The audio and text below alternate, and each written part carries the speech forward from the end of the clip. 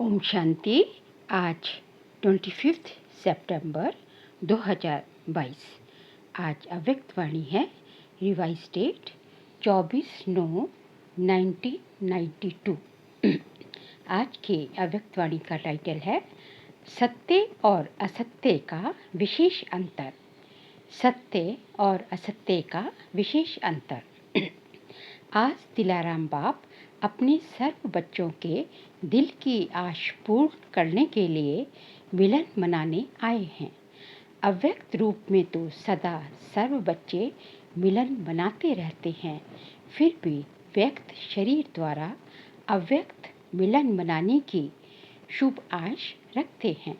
इसलिए बाप को भी अव्यक्त से व्यक्त में आना पड़ता है। बाप दादा इस समय चारों ओर देश विदेश के बच्चों को देख रहे हैं।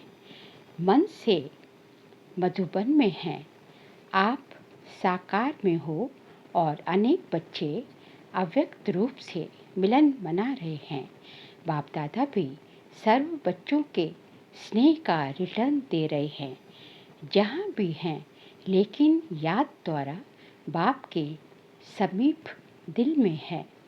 सबके स्नेह के साज बाप दादा सुन रहे हैं। बाप जानते हैं कि बच्चों के लिए सिवाय बाप के और कोई याद करने वाला है नहीं, और बाप को भी सिवाय बच्चों के और कोई है नहीं। सदा इसी स्मृति में रहते हैं कि मैं बाबा का और बाबा मेरा। यही स्मृति सहज भी है और समर्थ बनाने वाली है। ऐसा स्मृति स्वरूप स्नेही बच्चा साकार में तो क्या, लेकिन स्वप्न में भी कभी असमर्थ हो नहीं सकता। असमर्थ होना अर्थात मेरा बाबा के बजाय कोई और मेरापन आता है। एक मेरा बाबा, ये है मिलन मनाना। अगर एक के बजाय दो मेरा हुआ तो क्या हो जाता है? वह है मिलना, एक है मिलना, और जब दो हो जाते हैं तो वह हो जाता है झमेला। कई बच्चे समझते हैं बाबा तो मेरा है ही, लेकिन और भी एक दो को मेरा करना ही पड़ता है। कहते हैं और कोई नहीं, सिर्फ एक आधार चाहिए। लेकिन वायदा क्या है? एक बाप दूसरा ना कोई, या एक बाप एक और। भोले बन जाते हो। उस एक में अनेक समाये हुए होते हैं, इसलिए झमेला हो जाता है। इस पुरानी दुनिया में भी ऐसे खिलौने मिलते हैं जो बाहर से एक दिखाई देता है, लेकिन एक में एक होता है। एक खोलते जाओ तो दूसरा निकलेगा, दूसरा खोलेंगे तो तीसरा निकलेगा। यह भी ऐसा ही खिलौना है। दिखाई एक देता, लेकिन अंदर समाये हुए अनेक है।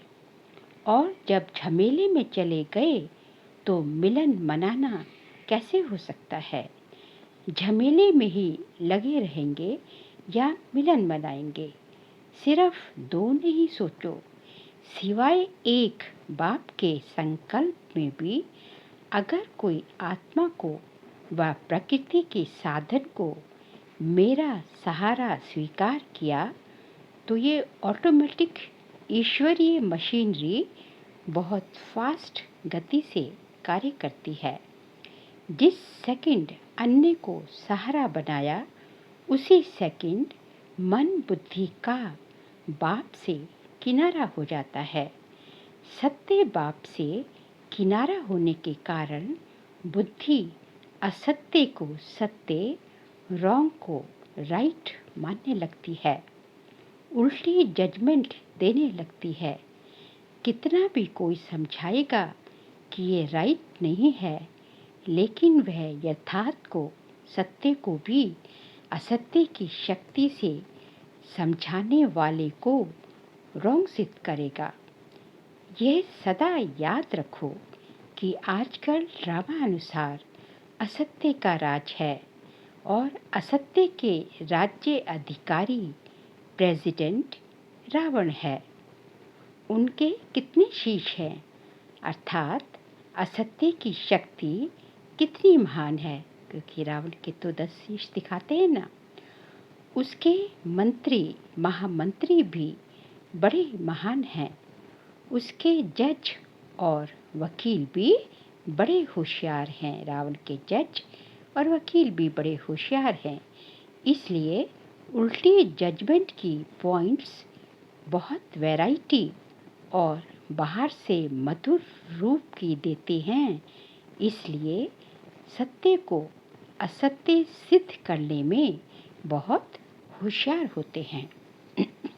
लेकिन असत्य और सत्य में विशेष अंतर क्या है? असत्य की जीत अल्पकाल की होती है, क्योंकि असत्य का राज्य ही अल्पकाल का है। सत्यता की हार अल्पकाल की और जीत सदाकाल की है। असत्य के अल्पकाल के विजयी उस समय खुश होते हैं।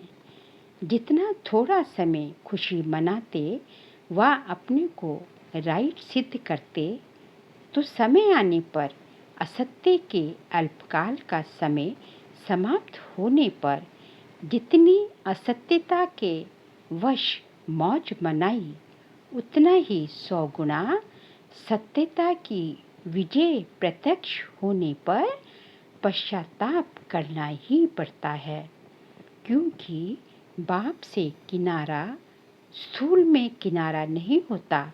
स्थूल में तो स्वयं को ज्ञानी समझते हैं, लेकिन मन और बुद्धि से किनारा होता है। और बाप से किनारा होना अर्थात सदा काल की सर्व प्राप्तियों के अधिकार से संपन्न के बजाय अधूरा अधिकार प्राप्त होना। कई बच्चे समझते हैं कि असत्य के बल से असत्य के राज्य में विजय की खुशी व मौज इस समय तो मना लें, भविष्य किसने देखा, कौन देखेगा, हम भी भूल जाएंगे, सब भूल जाएंगे। लेकिन ये असत्य की जजमेंट है। भविष्य वर्तमान की परछाई है। बिना वर्तमान के भविष्य नहीं बनता।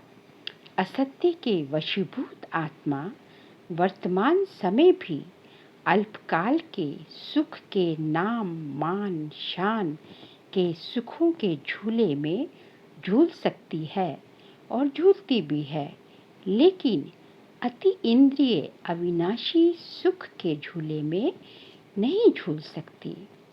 अल्पकाल के शान मान और नाम की मौज मना सकते हैं, लेकिन सर्व आत्माओं के दिल के स्नेह का, दिल की दुआओं का मान नहीं प्राप्त कर सकते हैं। दिखावा मात्र मान पा सकते हैं, लेकिन दिल से मान नहीं पा सकते। अल्पकाल का शान मिलता है, लेकिन बाप से सदा दिल तख्त नशीन का शान अनुभव नहीं कर सकते हैं। असत्य के साथियों द्वारा नाम प्राप्त कर सकते हैं, लेकिन बाप दादा के दिल पर नाम नहीं प्राप्त कर सकते, क्योंकि बाप दादा से किनारा है। भविष्य की बात तो छोड़ो, वह तो अंडरस्टूड है, लेकिन वर्तमान सत्यता और असत्यता की प्राप्ति में कितना अंतर है। एक दूसरा मेरा बनाया अर्थात असत्य का सहारा लिया, कितना झमेला हुआ। कहने में तो कहेंगे और कुछ नहीं, सिर्फ कभी कभी थोड़ा सहारा चाहिए, लेकिन वायदा तोड़ना अर्थात झमेले में पड़ना। क्या ऐसा वायदा किया है? एक मेरा बाबा और कभी कभी दूसरा भी अलाउ है क्या? ये लिखा था क्या? चाहे अल्पकाल के नाम मान शान का सहारा लो, चाहे व्यक्ति का लो, चाहे वैभव का लो, जब दूसरा ना कोई तो फिर दूसरा कहाँ से आया। ये असत्य के राज्य के झमेले में फंसाने की चतुराइयाँ हैं। जैसे बाप कहते हैं ना, मैं जो हूँ जैसा हूँ वैसा मुझे नंबरवार जानते हैं, ऐसे असत्य के राज्य अधिकारी रावण को भी जो है जैसा है वैसे सदा नहीं जानते हो। कभी भूल जाते हो तो कभी जानते हो। राज्य अधिकारी है तो ये ताकत कम होगी, चाहे झूठा हो चाहे सच्चा हो, लेकिन राज्य तो है ना। इसलिए अपने को चेक करो, दूसरे को नहीं। आजकल दूसरों को चेक करने में सब होशियार हो गए हैं। बाप दादा कहते हैं अपना चकर बनो और दूसरे का मेकर बनो। लेकिन करते क्या हो, दूसरे का चकर बन जाते हो और बातें बनाने में मेकर बन जाते हो। बाप दादा रोज की हर एक बच्चे की कौन सी कहानियाँ सुनते हैं। बहुत बड़ा किताब है कहानियों का, तो अपने को चेक करो। दूसरे को चेक करने लगते हो तो लंबी कथाएं बन जाती है, और अपने को चेक करेंगे तो सब कथाएं समाप्त हो एक सत्य जीवन की कथा प्रैक्टिकल में चलेगी जब हम स्वयं को चेक करेंगे। सभी कहते हैं बाबा आपसे बहुत प्यार है, सिर्फ कहते हो व करते भी हो। क्या कहेंगे, कभी कहते हो कभी करते हो। बाप के प्यार का प्रत्यक्ष सबूत बाप ने दे दिया। जो हो जैसे हो मेरे हो, लेकिन अभी बच्चों को सबूत देना है बाप के प्रत्यक्ष प्यार का। क्या सबूत देना है? बाप कहते हैं जो हो जैसे हो मेरे हो। और आप क्या कहेंगे, जो है वह सब आप हो। ऐसे नहीं, थोड़ा थोड़ा और भी है। बाप से प्यार है, लेकिन कभी कभी असत्य के राज्य के प्रभाव में आ जाते हैं। समझा? अच्छा, चारों ओर के यथार्थ सत्य को परखने वाले सच्चे बाप के सच्चे बच्चों को सर्व स्नेह में समाये हुए श्रेष्ठ आत्माओं को, सर्व सदा वायदे को निभाने वाली समर्थ आत्माओं को, सर्व यथार्थ परखने वाली शक्तिशाली आत्माओं को, सर्व याद और सेवा में निर्विघ्न रहने वाले, सदा साथ और समीप रहने वाले बच्चों को याद प्यार और नमस्ते। हम सब रूहानी बच्चों की रूहानी बाप दादा को नमस्ते नमस्ते नमस्ते। अब आगे है मधुबन निवासियों प्रति अव्यक्त बाप दादा के मधुर महावाक्य। मधुबन निवासियों को कितने प्रत्यक्ष फल मिलते हैं। मधुबन की विशेषता क्या है जो और कहाँ नहीं मिलती। श्रेष्ठ कर्म भूमि पर रहने वाले सदा फॉलो फादर करते हैं। मधुबन की श्रेष्ठता तो ये है कि ब्रह्मा बाप की विशेष कर्म भूमि है। तो मधुबन निवासी जो भी कर्म करते हैं वो फॉलो फादर करते हैं। कर्म भूमि में विशेषता कर्म की है, तो कर्म में फॉलो है। जो भी अमृत वेले से लेकर रात तक कर्म करते हो उसमें फॉलो फादर है। मधुबन निवासियों को और एक्स्ट्रा कर्म भूमि की याद का बल है। वह कर्म में दिखाई देता है, वह देना है। क्या कहेंगे, आप अपने में देखते हो। एक एक कदम सामने लाओ, उठना बैठना चलना बोलना संबंध संपर्क में आना, सब में ब्रह्मा बाप के कर्म को फॉलो है। कर्म भूमि का फायदा तो यही है ना, तो इतना लाभ ले रहे हो। शक्तियाँ क्या समझती हैं? कर्म भूमि का लाभ जितना मधुबन ले सकता है, उतना औरों को लेने आना पड़ता है। सबको मधुबन जाना पड़ता है ना बाबा मिलन के लिए, और बाकी जो है और भी जो है रिट्रीट के लिए सबको मधुबन जाना पड़ता है। और आपको यहाँ मिला हुआ है, वरदान भूमि है, कर्म भूमि है, तो हर कर्म वरदान योग्य है। जो कोई भी देखे तो मुख से वरदान निकले, इसको कहेंगे वरदान भूमि का वरदान लेना। चाहे साधारण कर्म कर रहे हो, लेकिन साधारण कर्म में विशेषता दिखाई दे, यही मधुबन की विशेषता है ना। विशेष ब्रह्मा बाप की अपने कर्म भूमि में रहने वालों के प्रति ये विशेष श्रेष्ठ आश है कि मधुबन का एक एक ब्राह्मण आत्मा, श्रेष्ठ आत्मा हर कर्म में ब्रह्मा बाप के कर्म का दर्पण हो। तो दर्पण में क्या दिखाई देता है? यही दिखाई देता है ना। अगर आप दर्पण में खड़े होंगे तो हूबहू आप ही दिखाई देंगे, या दूसरा तो ब्रह्मा बाप के कर्म आपके कर्म के दर्पण में दिखाई दे। भाग्यवान हो। ये तो सदा सभी कहते भी हैं और हैं भी, लेकिन हर कर्म में ब्रह्मा बाप के कर्म दिखाई दे। ये सर्टिफिकेट कौन लेगा और कब लेंगे? लेना तो है ना, या ले लिया है? जिसने ये सर्टिफिकेट ले लिया है कि हर कर्म में ब्रह्मा बाप के कर्म दिखाई दे रहे हैं, उनका बोल ब्रह्मा का बोल समान, उठना बैठना देखना चलना सब ब्रह्मा बाप के समान होगा। ऐसा सर्टिफिकेट लिया है, जिसको लेना है वो हाथ उठाओ। ये भी अच्छा है, कहने से पहले करके दिखाएंगे।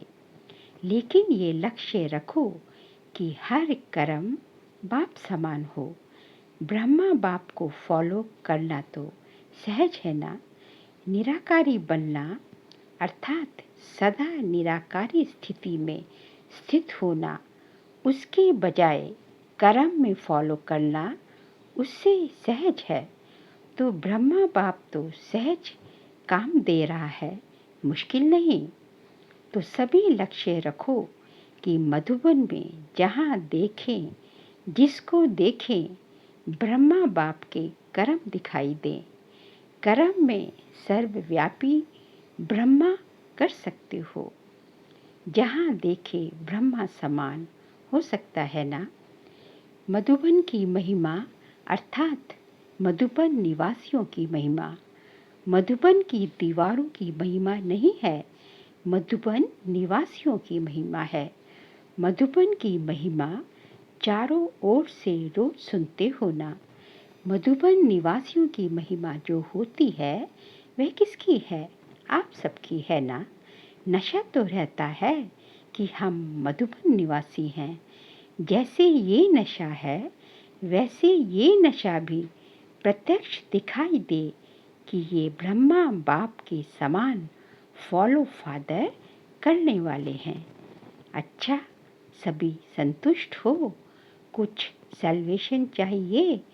सैल्वेशन की भूमि में बैठे हो, कितने बेफिक्र बैठे हो, शरीर की मेहनत करते हो, और तो सब बना बनाया मिलता है। जो शरीर की मेहनत नहीं करते हैं, उनको एक्सरसाइज की मेहनत कराते हैं। आप तो लकी हो ना, जो एक्सरसाइज नहीं करना पड़ता, हाथ पांव चलते रहते हैं। जितना जो हार्ड वर्क करता है उतना वह सेफ है, माया से भी और शरीर की व्याधियों से भी। जितना जो परिश्रम करेगा उतना वह माया से भी सेफ है। पापा कहते हैं माया से भी सेफ है और शरीर की बीमारियों से भी सेफ है। बुद्धि तो बिजी रहती है ना, और फालतू तो कुछ नहीं चलेगा। तो जो सदा बिजी रहते हैं वे बहुत लकी हैं। इसलिए अपने को फ्री नहीं करना। चलो बहुत समय कर लिया, अब फ्री हो जाए। बिजी रहना खुश नसीब की निशानी है। खुश नसीब होना अपने को सदा बिजी रखना। अच्छा, अभी बाप दादा को करके दिखाना है, समझा? ब्रह्मा बाप की विशेषता सूरत में क्या देखी? गंभीरता के चिन्ह भी और मुस्कुराहट भी। गंभीरता अर्थात अंतर्मुखता और साथ साथ रमणीकता। अंतर्मुखी की निशानी सदा सागर के तले में खोए हुए गंभीर मूर्त, मनन चिंतन करने वाला चेहरा, और फिर रमणीक अर्थात मुस्कुराता हुआ चेहरा। तो दोनों ही लक्षण सूरत में देखे ना। ऐसे आपकी सूरत भी ब्रह्मा बाप के कॉपी स्वरूप हो। सूरत और सीरत से ब्रह्मा बाप दिखाई दे, क्योंकि ब्रह्मा बाप का सेवा स्थान कर्म भूमि तो मधुबन है ना। तो इस भूमि के रहने वालों द्वारा वही कर्म सेवा प्रत्यक्ष होनी चाहिए। इसी आशा के दीपक को सदा जगाओ। ब्रह्मा बाप की आप बच्चों प्रति यही आश है। अब ऐसी दीपावली मनाओ। बाप दादा की इस एक आशा का दीपक जगाओ। जब हर एक ये दीपक जगाएगा तो दीपमाला तो हो ही जाएगी ना। दीपमाला में भी देखो, अगर बीच में एक दो दीपक बुझे हुए हों तो अच्छा लगेगा क्या? अगर बीच बीच में एक दो दीपक भी टिमटिमाता है तो भी अच्छा नहीं लगता। इसलिए सर्व जगे हुए दीपकों की माला। मधुबन निवासी सब जस्टिस होनी चाहिए। Self justice.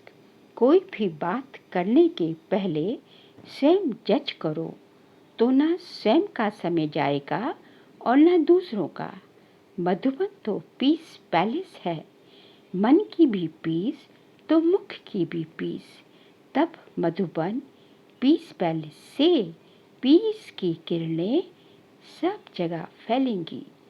आप पीस पैलेस वालों से सभी पीस की भिक्षा मांगते हैं, क्योंकि वह स्वयं ही स्वयं से तंग हो रहे हैं।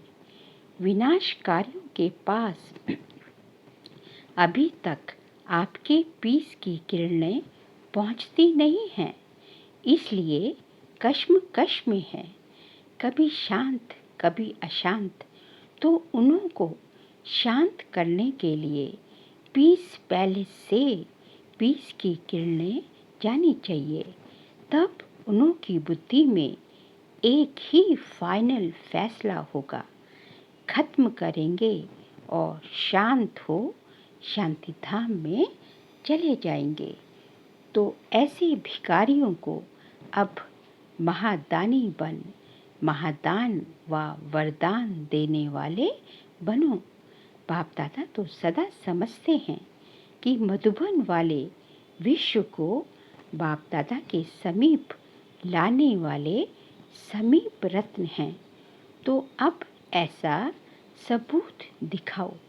जब ब्रह्मा बाप समान सब कॉपियाँ तैयार हो जाएंगी, तब बेहद का बारूद चलेगा, पटाखे छूटेंगे और ताजपोशी होगी। तो अब ये डेट फिक्स करो, जब आप सब ब्रह्मा बाप की बिल्कुल फोटोकॉपी होंगे, तभी ये डेट आएगी। किसकी डेट आएगी? विनाश की डेट आएगी। मधुबन निवासी जो चाहे वह कर सकते हैं। अच्छा, तो अभी सब क्या सोच रहे हो? बाप दादा के पास मन के संकल्पों की ही कैमरा नहीं है, लेकिन हर एक के मन में क्या चलता है वह भी बाप दादा स्पष्ट देख सकते हैं। साइंस वाले तो अभी तक कोशिश ही कर रहे हैं कि ऐसी कैमरा निकालें जो अंदर के संकल्प की रेखाएं मालूम हो जाए। वे बेचारे मेहनत बहुत कर रहे हैं। ये सब इन्वेंशन करते करते रह जाएंगे और आप तैयार हुए साधन कार्य में लाएंगे। अच्छा, वरदान। आज का बाबा का वरदान है, परखने की शक्ति द्वारा कुसंग व व्यर्थ संग से बचने वाले शक्तिशाली आत्मा भव। परखने की शक्ति द्वारा कुसंग व व्यर्थ संग से बचने वाले शक्तिशाली आत्मा भव। कई बच्चे कुसंग अर्थात बुरे संग से तो बच जाते हैं, लेकिन व्यर्थ संग से प्रभावित हो जाते हैं, क्योंकि व्यर्थ बातें रमणीक और बाहर से आकर्षित करने वाली होती हैं। इसलिए बाप दादा की शिक्षा है, ना व्यर्थ सुनो, ना व्यर्थ बोलो, ना व्यर्थ करो, ना व्यर्थ देखो, तो ना व्यर्थ सोचो। ऐसे शक्तिशाली बनो जो बाप के सिवाय और कोई भी संग का रंग प्रभावित ना कर सके। परखने की शक्ति द्वारा खराब व व्यर्थ संग को पहले से ही परख कर परिवर्तन कर दो, तब कहेंगे शक्तिशाली आत्मा। आज का स्लोगन है, सदा हल्केपन का अनुभव करना है तो बालक और मालिकपन का बैलेंस रखो। सदा हल्केपन का अनुभव करना है तो बालक और मालिकपन का बैलेंस रखो। बाबा कहते हैं, यदि हमेशा हल्की स्थिति, हल्कापन या लाइट रहना चाहते हो तो बालक सो मालिक का बैलेंस रखो। जब आपको अपनी जो है राय देनी है तो उसमें जो है क्या करेंगे, जो है मालिक बन के अपनी जो है अपना डिसीजन दे सकते हो, अपनी राय दे सकते हो, और बालक बनकर सबकी सुन लो, है ना। बालक बन के जो है सबकी बात सुनो और मालिक बनकर अपनी राय दो। तो इसलिए जो है उसकी इसमें आप सदा हल्के रहेंगे। अच्छा, ओम शांति।